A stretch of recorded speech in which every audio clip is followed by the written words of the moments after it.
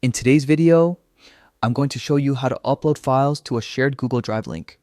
Whether you're collaborating with a team, submitting documents for a project, or simply sharing photos, knowing how to upload files correctly makes the whole process easier and faster.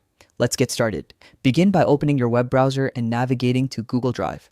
You can type Google Drive into the search bar or go straight to the Drive homepage if you prefer.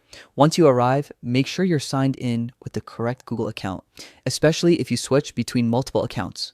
Using the right one ensures you can access the shared folder you need on the left sidebar. Look for the section labeled Shared with Me. This is where Google Drive stores all the files and folders that other people have shared with you. Click this area to open it, and you'll see a list of shared content organized for easy access. Think of it as a shared workspace that you and your collaborators can contribute to. Now scroll through the list and locate the specific folder you want to upload files into. Once you find it, click to open the folder. This brings you into the shared space where your files will be stored along with everyone else's contributions. Inside the folder, move your attention to the top left corner of the screen. You'll see the New button, which is used anytime you want to upload or create something. In Drive, click this button, and a drop-down menu will appear with several options. For uploading existing files from your computer, choose the File Upload option. A window will open showing the folders and files stored on your device. Navigate to the location where your files are saved, then click to select the one you want to upload.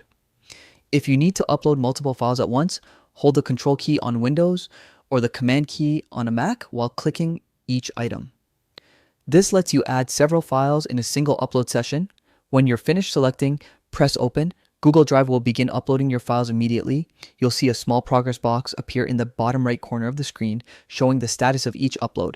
Once everything reaches 100%, your files are officially stored in the shared folder. At this point, it's a good idea to refresh the folder to confirm that everything appears correctly.